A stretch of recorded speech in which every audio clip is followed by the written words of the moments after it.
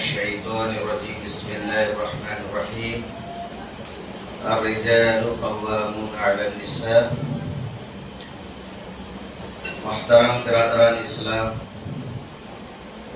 و نوجوان ساتھیوں، پردہ نشین ماں اور بہنوں، سب سے پہلی بات یہ ہے کہ وطر میں دعائے خنوت سے متعلق ایک مسئلہ سن لیجیے کہ کبھی کبھی وطر کی نماز میں خنوت کو پڑھنا چھوڑ دینا چاہیے۔ رسول اللہ صلی اللہ علیہ وسلم کبھی کبھی وطر کی نماز میں دعائے خنوت نہیں پڑھتے تھے، یہ مسئلہ آپ کو معلوم ہونا چاہیے۔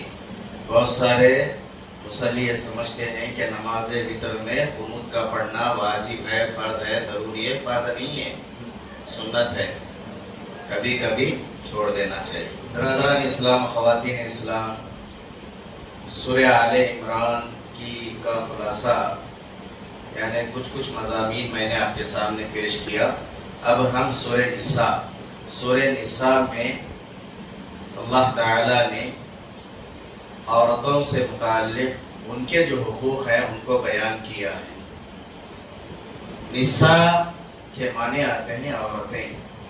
اللہ نے عورتوں کی بابت پوری ان کے نام کی صورت اللہ تعالیٰ نے نازل کیا۔ اس صورت کا نام سورہ نساء ہے کیونکہ اس کے آغاز سے ہی آپ دیکھ لیں میراث کے مسائل ہیں، نکاح کے مسائل ہیں، اور جو ہے میاں بیوی کے درمیان کس طریقے سے ازدواجی تعلقات کیسے ہونا چاہیے، کیسے زندگی بسر کرنا چاہیے، بود و باش کا طریقہ کیا ہونا چاہیے، اور عورت کی تربیت کیسی ہونی چاہیے، تو سارے جو ہے احکامات اس صورت میں بیان کیے گئے ہیں۔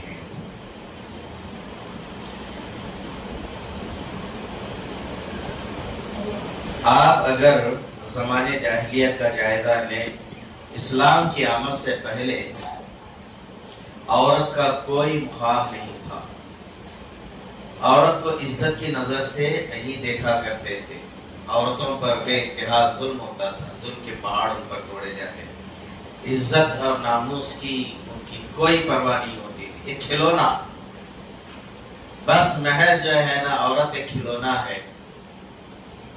تو اسلام کے آنے کے اچھا عورتوں کو بچے پیدا ہوتے ہی بچیوں کو زندہ درگور کر دیا کرتے تھے، زندہ دفن کر دیا کرتے تھے۔ جب اسلام آیا، رسول اللہ صلی اللہ علیہ وسلم جب نبی بنائے گئے تو آپ نے عورتوں کو مقام عطا کیا۔ اسلام واحد مذہب ہے جس نے عورتوں کو عزت دی، ان کا مقام دیا، ان کے حقوق دیے۔ تو اللہ کے نبی صلی اللہ علیہ وسلم کے پاس ایک صحابی آتے ہیں۔ جب اسلام نے عورت کو جو مقام دیا ہے، لڑکیوں کا جو مقام دیا ہے، بیٹیوں کا جو مقام دیا ہے، ایک صحابی رسول آتے ہیں، کہتے ہیں اللہ کے نبی صلی اللہ علیہ وسلم، ہوتے ہوئے کہتے ہیں اے اللہ کے نبی صلی اللہ علیہ وسلم، میں وہ بدنصیب انسان ہوں، میں نے اپنے ہاتھوں سے اپنی 8 چھوٹی چھوٹی بیٹیوں کو، 1 نہیں 2 نہیں 3 4 8 بیٹیوں کو میں نے زندہ دفن کیا۔ ایک بیٹی کا وہ منظر وہ بیان کرتے ہیں، کوئی دیکھیں کہ کیا ایسا بھی ہو سکتا ہے کہ معصوم بچی 3-4 سال کی بچی چھوٹی چھوٹی باتیں وہ کرتی ہے، بیوی سے کہتے ہیں وہ میں نے اپنی بیوی سے یہ کہہ کر کے کہ میں اس کو جو ہے نا گھما کر کے لے آتا ہوں، تو لہذا جو ہے اس کو تیار کر دو، اچھے کپڑے پہناؤ، تیار کر دو، تیار کر دیتی ہیں، لے کر کے چلتے ہو۔ کہتے ہیں اپنی زبان سے رسول اللہ صلی اللہ علیہ وسلم کے سامنے، اللہ کے نبی میں جب اس کو لے کر کے گیا جنگل میں، نیچے بٹھا کر کے میں گڑھا اس کے لیے کھود رہا ہوں، جب میرے اوپر کچھ مٹی گرتی ہے تو غبار گرتا تو وہ میری بیٹی یہ کہتی ہے، ابو صاف کرتے ہوئے کہتی ہے کہ یہ کیا کر رہے ہیں آپ، یہ کیا کر رہے ہیں آپ، میرے جسم پر چھوٹ تک نہیں رہتی۔ میں نے اپنے ہاتھوں سے اپنی بیٹی کو لیا، گڑھے میں زندہ اس کو جو ہے نا کھڑا کیا، بٹھایا، اور اپنے ہاتھوں سے جو ہے نا اس کو منو مٹی کیا۔ چیختی رہی، چلاتی رہی، ابو یہ کیا کر رہے ہیں، یہ کیا کر رہے ہیں، یہ کیا کر رہے ہیں۔ لڑکی پیدا ہوتی اسلام آنے سے پہلے منہ چھپا کر کے پھرتے، کسی کے سامنے کہ یہ نہیں کہتے کہ میرے یہاں بیٹی پیدا ہوئی. بیٹا پیدا ہوتا تو خوب جو ہے مٹھائیاں بڑھتی, لیکن بیٹی پیدا ہوتی ان کے چہرے جو ہے نا کالے پڑ جایا کرتے اور چھپ چھپ کے جو ہے نا رہا کرتے. کیسے ہم پوچھیں گے تو کیا بتائیں گے, بیٹی بھی کیسے بتائیں گے. لیکن اسلام آیا, وہ مقام دیا عورتوں کو, بیٹیوں کو. رسول اللہ صلی اللہ علیہ وسلم نے کیا کہا, جس کے یہاں 3 بیٹیاں ہوں, جس کے یہاں 3 بیٹیاں ہوں اور ان کی اچھی پرورش کرے, اچھی جگہ ان کو ادب سکھا کر کے شادی کر کے اس نے دیا, تو وہ جنت میں جائے گا. کہاں جائے گا؟ جنت میں جائے گا. سوال ہوا اللہ کے نبی جس کے پاس 2 ہوں, تو رسول اللہ نے کہا یہی بشارت ہے جس کے پاس 2 ہوں, اس نے ان کی پرورش کی اور جو انہوں نے ادب سکھایا اور توحید پر گھرانے میں اس نے نکاح کیا, تو اس کے لیے بھی جنت کی بشارت دی. کسی نے سوال کیا اللہ کے نبی صلی اللہ علیہ وسلم جس کے یہاں 1 بیٹی ہو, تو اللہ کے نبی نے کہا اس کے لیے بھی یہ بشارت ہے. اللہ اکبر. بیٹیاں رحمت ہوتی ہیں, آج بھی ہے, آج بھی ہے فطرتاً یہ چیز. وہ اثر زمانے جاہلیت کا کہ بیٹھا ہوتا ہے تو دیکھو فوراً جو ہے نا فونوں پہ فون, ایک لمحہ ضائع نہیں کرتے, فون کر کے بتاتے بیٹا ہوا, بیٹا ہوا, بیٹا ہوا. آج بھی دیکھو بیٹی ہوتی ہے تو سوچتا ہے وہ کیسے فون کرے, کیا ہوا بھائی, ہاں ہونے والی تھی نا بیٹا بیٹی, افسردہ تمہارے آواز میں کہتا ہے بیٹی بھی ہے. آج بھی ہے. میرے بھائیوں, میں یہ بتاؤں گا عورتوں پر مردوں کے حقوق ہیں, الحمدللہ وہ حتی المقدور ادا کرتی ہیں, حتی المقدور وہ ادا کرنے کی کوشش کرتی ہیں. بشری تقاضا ہے, کبھی اونچ نیچ ہو جاتی ہے, کبھی بھول چوک ہو جاتی ہے, کبھی جو ہے نا سالن میں نمک زیادہ ہو جاتا ہے, کبھی ڈالنا بھول جاتی ہے, کبھی مرچی زیادہ جو ہے نا پڑ جاتی ہے, کبھی ایسے ہوتا ہے کوئی کام کہہ کر کے وہ جاتا ہے وہ بھول جاتی ہے دوسرے کاموں میں. لیکن ہوتا کیا, جانوروں کی طرح ہم اپنی عورتوں سے سلوک کرتے ہیں. ایسے مرد بھی ہیں جانوروں سے بدتر سلوک کرتے ہیں, گالی گلوچ, مار دھاڑ, ارے لکڑی سے بے انتہا مارتے ہیں. بیٹ اٹھا کر کے رکھتے ہیں, بعض جو ہے نا مرد اپنے عورتوں کو مارنے کے لیے بیٹ سے مارتے ہیں, اور پی کر کے آتے ہیں, ہوش میں نہیں رہتے, اور پی کر کے جب وہ جانور بن جاتا ہے جو ہے نا ظلم کا شکار اس کی عورت بنتی ہے. ہوش میں نشے میں رہتا ہے, بے انتہا مارتا ہے, صبح کے نشہ اترتا ہے, دیکھتا ہے خود ہی, ارے یہ کیا ہے, ایسا مار دیا میں نے, کیا فائدہ.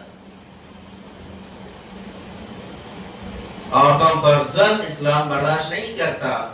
عورتوں کے ساتھ کیسے رہنا ہے. پیارے نبی صلی اللہ علیہ وسلم بحیثیت شوہر ہمارے لیے, آپ کے لیے آئیڈیل و نمونہ ہیں. ایک مسلمان, ایک مومن کیا ایسے ہو سکتا ہے کہ عورت کے منہ میں کپڑا ٹھوس کر کے وہ اس کی پٹائی کرتا ہے. ارے علماء سے ہم نے سنا ہے, علماء اپنے بیویوں سے اس طرح کا جو ہے نا سلوک کرتے ہیں. ابھی حال میں بتا رہے تھے کہ جو ہے فون پر بات چیت ہو رہی تھی ہمارے گھر والی سے, ایک عالم, اس لیے بول رہا ہوں میں کہ جو ہے ایک عالم حمل سے ہے, اس کی بیوی منہ میں کپڑا ٹھوس کر کے اس کی پٹائی کر رہا ہے. کس طرح سے جو ہے نا, میں یہ کہتا ہوں ایسے لوگ اگر ہوں معاشرے میں, ان کو جو ہے سارے بازار جو ہے بھان کر کے ان کی پٹائی ہونی چاہیے. ارے وہ عورت جو تم سے محبت کرتی ہے, اپنا جسم سے تمہارے حوالے کر دیا ہے, تمہارا سکون چین کا جو ہے پورا خیال رکھتی ہے, دن رات تمہارے لیے محنت کرتی ہے. اور ایسی خواتین بھی ہیں, قربان جائیے ان پر, خاص کر دیہاتوں میں مردوں کا ہاتھ بٹاتی ہیں, وہ جو ہے کھیتوں میں جاتی ہیں, کام کاج کرتی ہیں, اور مزدور پیشہ ہیں, وہ بھی جاتی ہے مزدوری کرتی ہے, گھر آتے ہیں, گھر آ کر کے پھر وہ بچوں کا خیال کرتی ہے, پکانا خود ہی, کپڑے دھونا خود ہی, بچوں کا خیال کرنا خود ہی, شوہر کا ہاتھ بٹھاتی ہے. پھر بھی جو ہے نا کچھ کمی بیشی ہو, وہی شوہر اس کو مارتا ہے جانوروں کی طرح. یہ کہاں کا انصاف ہے بتائے, کیا ایسا ہوتا نہیں ہے معاشرے میں؟ یہ ظلم ہے, اسلام نے اس کو برداشت نہیں کیا ہے. الرجال قوامون علی النساء, کیا مطلب ہے اس کا کہ مرد جو ہے عورتوں پر حاکم ہے. حاکم ہونے کا یہ مطلب نہیں ہے کہ تم ڈھوس جماؤ اس کے اوپر, ظلم کرو اس کے اوپر, اس کو مارو پیٹو اور اس کو گالیاں دو. ایسا جو ہے زندگی گزارنا اسلام کے یہ منافی ہے۔ میرے بھائیوں، عورتوں کے جو حقوق ہیں مردوں پر، یہ جاننا ضروری ہے۔ مرد کا کام کیا ہے کہ عورتوں کے لیے نکاح کرے تو اس کو جو اس پر یہ ذمہ داری ہے، سربراہ ہے وہ۔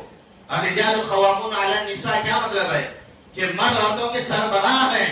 اللہ نے ایک درجہ ان کا جو ہے نا آگے رکھا ہے۔ کیوں رکھا ہے؟ اس لیے رکھا ہے کہ وہ عورتوں کے لیے چھت کا انتظام کرتے ہیں، کھانے پینے کا انتظام کرتے ہیں، نان و نفتے کا انتظام کرتے ہیں، بود و باش کا انتظام کرتے ہیں، اور عورتوں کے لیے جو ہے نا کپڑے کا انتظام کرتے ہیں، اس کے جو ہے نا ہر جائز خواہش کا وہ انتظام کرتے ہیں۔ یقیناً جو ہے مرد عورتوں پر جو ہے نا حاکم ہے اور جو ہے نگہبان ہیں۔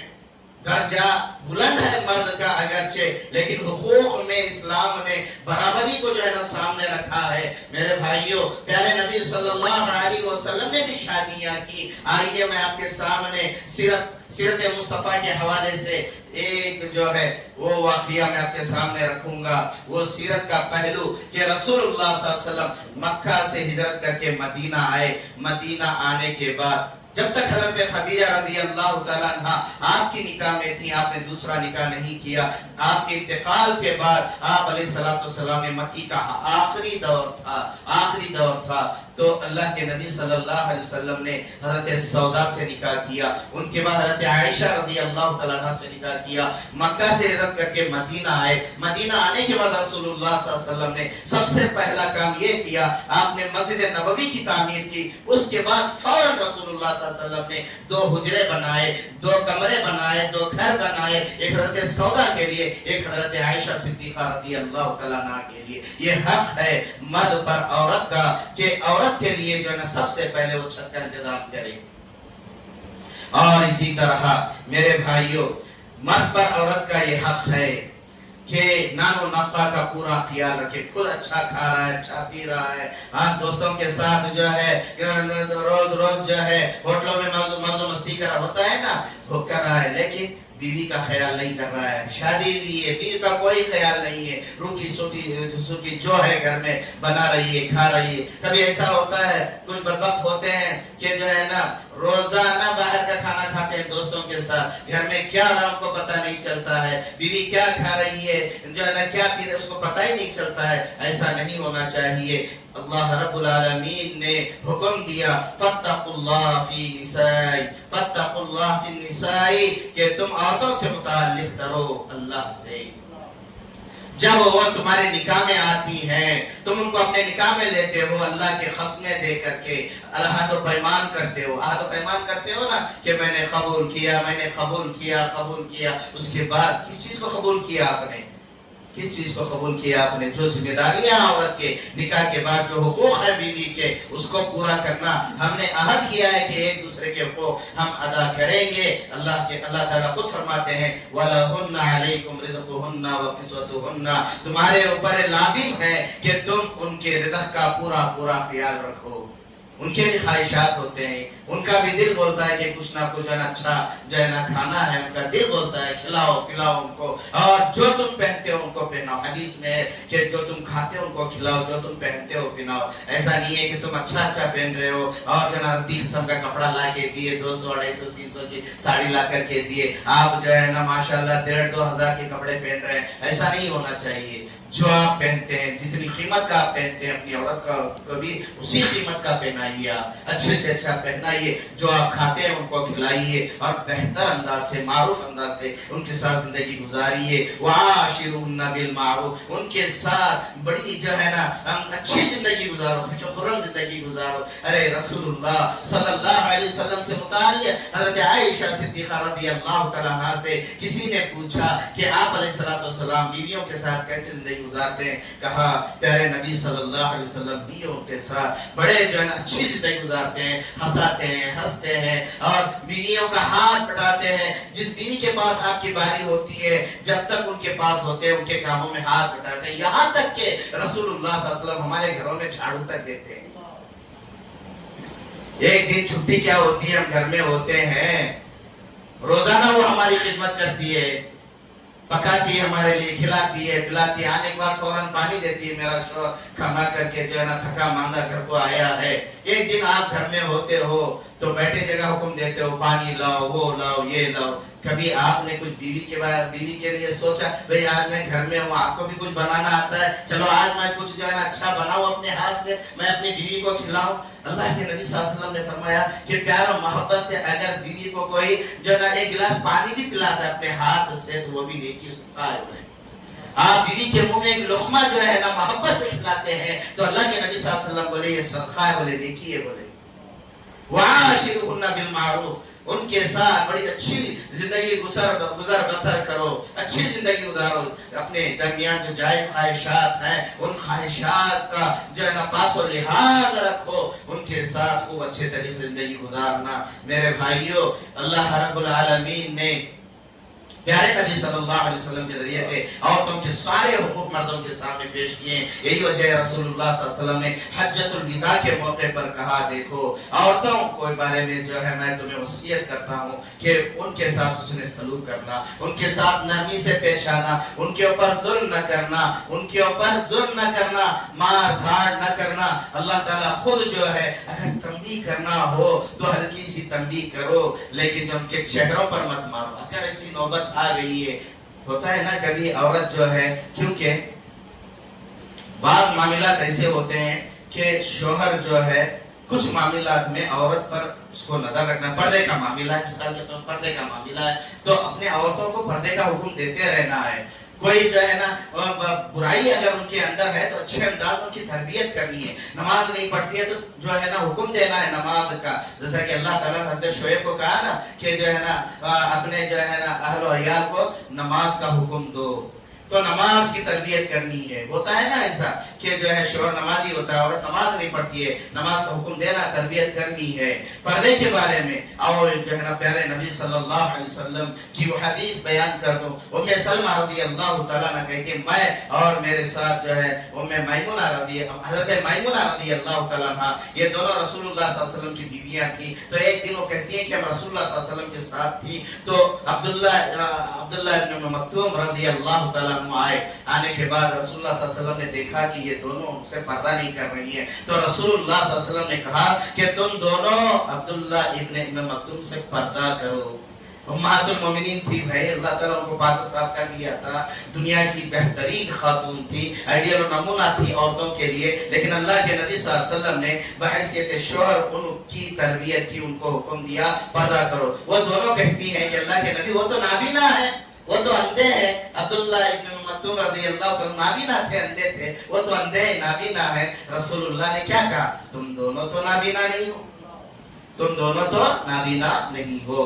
تو اس طرح سے میرے بھائیوں جو حقوق ہیں ان کی ادا کرنی ہے، لیکن جہاں کہیں جو ہے ان کے اندر کوئی غلطی ہو تو شوہر کی یہ ذمہ داری ہے، کیونکہ وہ سربراہ ہے نا بھائی، حاکم ہے، اس کی یہ ذمہ داری ہے کہ وہ اس کو اچھے انداز سے دین کی روشنی میں اس کی تربیت کرے، اس کو پردے کا حکم دے، اس کو پردے کا حکم دے۔ اور بھی بہت ساری باتیں اس سلسلے میں انشاءاللہ آگے آئیں گی۔ اور وہ رشتے اللہ تعالیٰ نے جن سے نکاح کرنا حرام ہے، کن عورتوں سے نکاح کرنا حرام ہے، تو ان کی تفصیل اللہ تعالیٰ نے اس صورت میں بیان کیا ہے۔ دعا کرتے ہیں اللہ تعالیٰ سے اللہ تعالیٰ ہمیں اللہ رب العالمین کے کلام کو پڑھنے، سمجھنے اور عمل کرنے کی لیے توفیق عطا فرمائے۔ اللہ تعالی ہمارے وعدوں کو قبول فرمائے، اللہ تعالی ہماری جملہ عبادتوں کو قبول فرمائے، جب تک زندہ رکھے اسلام اور ایمان کے تابع رکھے، جب موت دے تو ایمان پر دے۔ سبحان ربک رب العزت عما یصفون وسلام علی المرسلین والحمد للہ رب العالمین۔